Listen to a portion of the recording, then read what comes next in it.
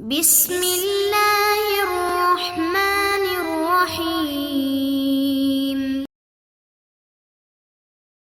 السلام علیکم ورحمۃ اللہ وبرکاتہ۔ امید ہے کہ آپ سب ایمان، صحت، عافیت اور برکت کے ساتھ ہوں گے۔ آج ہم سبق نمبر 42 کو پڑھیں گے، جس کا عنوان ہے کلام کو مقتضائے ظاہر کے خلاف لانا۔ تو سب سے پہلے عبارت اور ترجمہ، اس کے بعد انشاءاللہ تفصیل پڑھیں گے۔ ومنها اسلوب الحکیم وهو تلقی المخاطب بغیر ما يترقبه او السائل بغیر ما يطلبه تنبیہا على انه الاولى بالقصد، فالاول يكون بحمل الكلام على خلاف مراد قائله كقول الكبأثر للحاج، وقد توعده بقوله لأحملنك على الأدهم مثل الأمير يحمل على الأدهم والأشهب، فقال له الحجاج أردت الحديد، فقال الكبأثر لأن يكون حديدا خير من أن يكون بليدا، أراد الحجاج لأدهم القيد وبالحديد المعدن المخصوص، وحملها الكبأثر على الفرس الأدهم الذي ليس بليدا، والثاني يكون بتنزيل السؤال منزلة سؤال آخر مناسب لحالة السائل، كما في قوله تعالى يسألونك عن الأهلة قل هي مواقيت للناس والحج، سأل بعض الصحابة النبي صلى الله عليه وسلم ما بال الحلال يبدو دقيقا ثم يتزايد حتى يصير بدرا ثم يتناقص حتى يعود كما بدأ، فجاء الجواب عن الحكمة المترتبة على ذلك لأنها أهم للسائل، فنزل سؤالهم عن سبب الاختلاف منزلة السؤال عن حكمته۔ ومنها التغليب وهو ترجع أحد الشيئين على الآخر في إطلاق لفظه عليه، كتغليب المذكر على المؤنث في قوله تعالى وكانت من القانتين، ومنه الأبوان لأبي ولأمي، وكتغليب المذكر والأخف على غيرهما نحو القمرين أي الشمس والقمر، والأمرين أي أبي بكر وعمر، والمخاطب على غيره نحو لنخرجنك يا شعيب والذين آمنوا معك من قريتنا أو لتعودن في ملتنا، أدخل شعيب بحكم التغليب في لتعودن في ملتنا مع أنه لم يكن فيها قط حتى يعود إليها، وكتغليب الآخر على غيره كقوله تعالى الحمد لله رب العالمين۔ ترجمہ دیکھیے، اور ان میں سے اسلوب حکیم ہے، اور وہ یہ ہے کہ مخاطب کو ملنا ہے اس کلام کے علاوہ جس کا وہ مخاطب منتظر ہے، یا سائل کے لیے وہ بات کہنا جس کو وہ طلب نہیں کرتا، اس بات پر تنبیہ کرنے کی وجہ سے کہ وہ زیادہ بہتر ہے مقصد کے ساتھ۔ پس اول وہ محمول کرنا ہے کلام کو اس کے قائل کی مراد کے خلاف، پس جیسے کبّثرا کا کہنا حجاج کو جبکہ اس نے اپنے قول سے دھمکی دی تھی ضرور میں تجھے بیڑی پر سوار کروں گا، امیر جیسا آدمی سیاہ اور سفید گھوڑے پر سوار کرتا ہے۔ پس کہا حجاج نے اس کبّثرا کو کہ میں نے ارادہ کیا ہے لوہے کا، پس کہا کبّثرا نے حدید ہونا بہتر ہے بعید ہونے سے، ارادہ کیا حجاج نے ادہم سے قید اور حدید سے معدن مخصوص، اور محمول کیا اس کو کبّثرا نے سیاہ گھوڑے پر جو کہ سست نہ ہو، اور ثانی ہوتا ہے ایک سوال کو دوسرے سوال کے مرتبے میں اتارنا جو سائل کی حالت کے مناسب ہو، جیسا کہ اللہ تعالیٰ کا قول وہ سوال کرتے ہیں آپ سے چاند کے بارے میں، آپ فرما دیجئے وہ لوگوں اور حج کے لیے وقت مقررہ ہے۔ نبی کے بعد صحابہ نے پوچھا چاند کا کیا حال ہے؟ ظاہر ہوتا ہے باریک، پھر زیادہ ہوتا ہے یہاں تک کہ وہ ہو جاتا ہے بدر، پھر گھٹنا شروع ہو جاتا ہے یہاں تک کہ لوٹ آتا ہے جیسا کہ شروع میں تھا۔ پس آیا جواب اس حکمت کے متعلق جو مرتب ہوتی ہے اس سوال پر، اس لیے کہ سائل کے لیے وہ جواب زیادہ اہم ہے، پس اتارا گیا ان کے سوال کو جو چاند کے اختلاف کے متعلق تھا چاند کی حکمت کے سوال کے درجے میں، اور ان میں سے ایک تغلیب ہے اور وہ ترجیح دینا ہے دو چیزوں میں سے ایک کو دوسرے پر، اس چیز کے لفظ کا اطلاق کرنے میں دوسری چیز پر، جیسے مذکر کو مؤنث پر غالب کرنا اللہ تعالیٰ کے قول میں، اور وہ فرما برداروں میں سے تھی، اور ان سے ابوان ہیں باپ اور ماں کے لیے، جیسے مذکر کی تغلیب اور اخف کی تغلیب ان دونوں کے علاوہ پر، یعنی غیر مذکر کو غیر اخف پر، جیسے القمرینی یعنی سورج اور چاند، اور 2 عمر یعنی ابو بکر اور عمر رضی اللہ تعالی عنہ، اور مخاطب کی تغلیب غیر مخاطب پر، جیسے اے شعیب ہم ضرور نکال دیں گے تم کو اور ان لوگوں کو جو تمہارے ساتھ ایمان لائے ہیں اپنی بستی سے، یا یہ کہ تم لوٹ آؤ گے ہمارے دین میں داخل کر دیا گیا شعیب علیہ السلام کو تغلیب کے حکم کے ساتھ۔ لَتَعُودُنَّ فِي مِلَّتِنَا میں باوجود اس بات کے کہ حضرت شعیب کبھی بھی ملت کفر میں نہیں تھے حتیٰ کہ وہ لوٹیں ان کے دین کی طرف۔ اسی طرح عاقل کی تغلیب اس کے غیر پر، جیسے اللہ تعالیٰ کا قول تمام تعریفیں اس اللہ کے لیے ہیں جو تمام جہانوں کو پالنے والا ہے۔ تفصیل دیکھیے، منہا اسلوب الحکیمی، یہاں سے مصنفین فرماتے ہیں کہ مقتضائے ظاہر کے خلاف کلام لانے کی ایک صورت اسلوب حکیم ہے، یعنی کہ اسلوب حکیم یہ ہے کہ مخاطب کے سامنے خبر کو اس طرح پیش کیا جائے جس کی وہ توقع نہ رکھتا ہو، یا سائل کو ایسا جواب دیا جائے جو اس کے مقصد کے خلاف ہو، اور ایسا اس لیے کیا جاتا ہے تاکہ اس بات پر تنبیہ ہو جائے کہ مخاطب کے سامنے جو خبر پیش کی گئی ہے یا سائل کو جو جواب دیا گیا ہے وہی مقصد بننے کے زیادہ لائق ہے۔ فالاول، یہاں سے فرماتے ہیں کہ پہلی صورت یعنی مخاطب کے سامنے غیر متوقع خبر کو پیش کرنا اس طور پر ہوتی ہے کہ قائل کی مراد کے خلاف اس کلام کو محمول کر لیا جائے۔ مثلاً کبثرہ کا وہ قول جو اس نے حجاج بن یوسف سے کہا تھا، مثل الامیر یحمل علی الادہم والاشہب،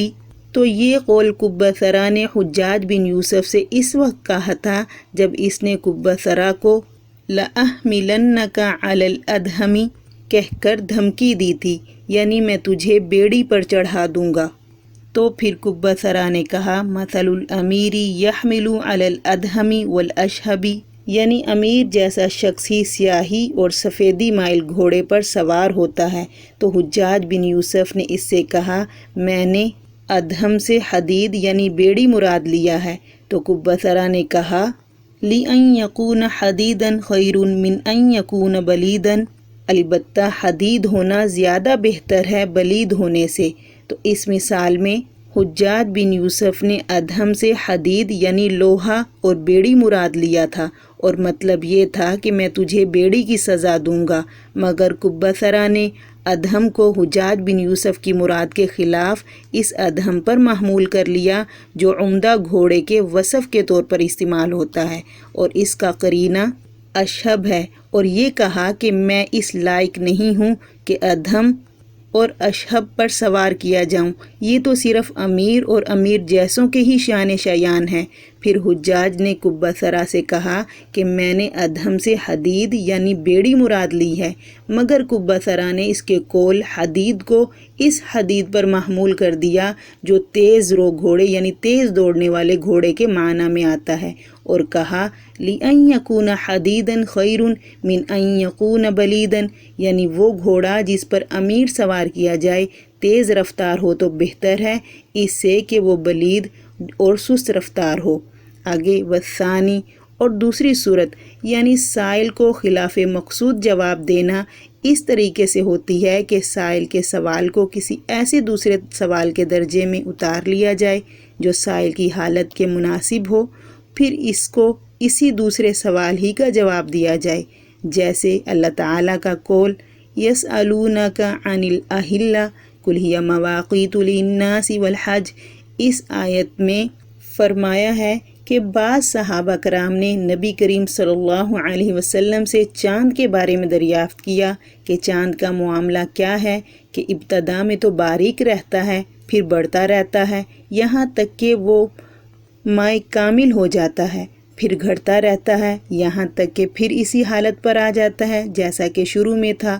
حقیقت میں صحابہ کرام کا یہ سوال چاند کی حالت کے اختلاف اور روشنی اور کمی اور زیادتی کے بارے میں تھا، لیکن اللہ تعالیٰ نے صحابہ کے اس سوال کا جواب نہیں دیا، بلکہ ان کے سوال کو دوسرے سوال کے درجے میں اتار کر اس دوسرے سوال کا جواب دیا۔ قُلْ هِيَ مَوَاقِيتُ لِلنَّاسِ وَالْحَجِّ، یعنی آپ فرما دیجئے کہ وہ لوگوں اور حج کے اوقات کے جاننے کا ذریعہ ہے، یعنی چاند کے اختلاف حالت کے بارے میں سوال کرنا بے معنی ہے، اور اس سے تم سب کی کوئی غرض بھی وابستہ نہیں ہے، اور نہ ہی ہر ایک کے بس کی بات ہے کہ وہ اختلاف کے اسباب کو اچھی طرح آسانی سے سمجھ سکے، بلکہ تمہارے لائق یہ تھا کہ تم یہ سوال کرتے کہ چاند کے نکلنے کی حکمت کیا ہے۔ یہی وہ دوسرا سوال ہے جس کے درجے میں ان کے سوال کو اتارا گیا ہے، اور اسی کا جواب دیا گیا ہے کہ چاند کے نکلنے اور غروب ہونے میں حکمت یہ ہے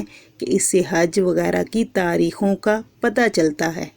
آگے فرمایا وَمِنْهَا التَّغْلِيبُ، تو یہاں سے مصنفین فرماتے ہیں کہ مقتضۂ ظاہر کے خلاف کلام لانے کی ایک شکل تغلیب ہے، اور تغلیب یہ ہے کہ دو ملی جھلی اور مشابہ چیزوں میں سے ایک کو دوسرے پر غلبہ دے دیا جائے، اس طریقے پر کہ ایک ہی لفظ کا دونوں چیزوں پر اطلاق ہو جائے۔ مثلاً اللہ تعالیٰ کا قول وَكَانَتْ مِنَ الْقَانِتِينَ میں، اب اس میں مذکر کو غلبہ دیا گیا ہے مؤنث پر، اس طریقے سے کہ یہ آیت حضرت مریم علیہ السلام کے بارے میں ہے، اور وکانت میں ضمیر کا مرجع حضرت مریم علیہ السلام ہے،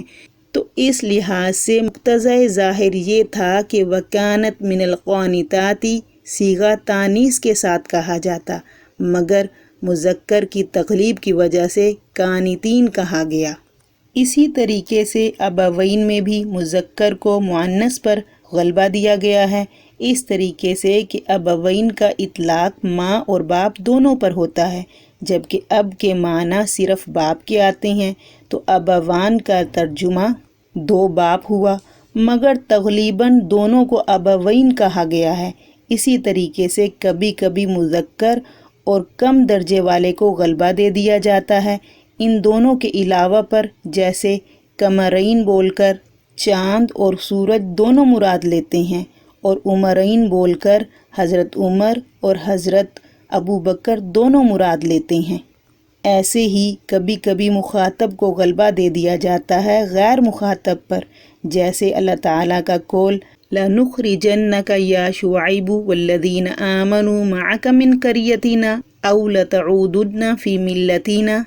اس طریقے سے کہ یہ بات حضرت شعیب علیہ السلام کی قوم نے کہی تھی کہ اے شعیب، ہم تم کو اور ان لوگوں کو جو تمہارے ساتھ ایمان لائے اپنی بستی سے نکال دیں گے، یا وہ ہمارے مذہب میں لوٹ آئیں۔ تو عود کے معنی عربی زبان میں آتے ہیں پہلی حالت کی طرف لوٹنا۔ یہ معنی حضرت شعیب علیہ السلام کے ان ساتھیوں پر تو صادق آ سکتا ہے جو پہلے کافر تھے، پھر انہوں نے اسلام قبول کیا، اسی لیے ان کا کفر کی طرف لوٹنا پہلی حالت کی طرف لوٹنا ہوگا، مگر حضرت شعیب علیہ السلام پر تو کسی بھی درجے میں کبھی بھی صادق نہیں آ سکتا، اس لیے آپ علیہ السلام تو کفر سے معصوم تھے، نبوت سے پہلے بھی اور نبوت کے بعد بھی، پھر ان کی ملت میں لوٹ کر جانے کا کیا سوال پیدا ہو سکتا ہے؟ اس لیے یقینی طور پر یہ حکم تغلیبی ہے، یعنی آپ کو جو مخاطب ہیں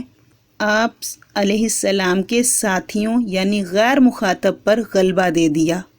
اسی طریقے سے کبھی کبھی عاقل کو غیر عاقل پر غلبہ دے دیا جاتا ہے، جیسے کہ اللہ تعالیٰ کے اس فرمان میں الحمدللہ رب العالمین، اس طریقے سے کہ عالمین کو جمع مذکر سالم لایا گیا ہے، باوجود اس کے کہ جمع مذکر سالم عقلاء کے ساتھ خاص ہے، اور عالم میں عاقل اور غیر عاقل سب داخل ہیں، مگر چونکہ عاقل کو غیر عاقل پر فوقیت دے دی گئی، اسی لیے یہ جمع لانا صحیح ہے۔ سبق سے متعلق کچھ سوالات ہیں، وہ نوٹ فرما لیجئے۔ سوال نمبر 1، کلام کو مقتضۂ ظاہر کے خلاف لانے کے مواقع بیان کریں۔ سوال نمبر 2، غیر منکر کو منکر کی جگہ پر اتارنے کی علامات بتائیے۔ سوال نمبر 3، التفات کی تعریف کریں۔ سوال نمبر 4، التفات کی کتنی حالتیں ہیں اور کون کون سی ہیں؟ ہر ایک کو مع امثلہ بیان کریں۔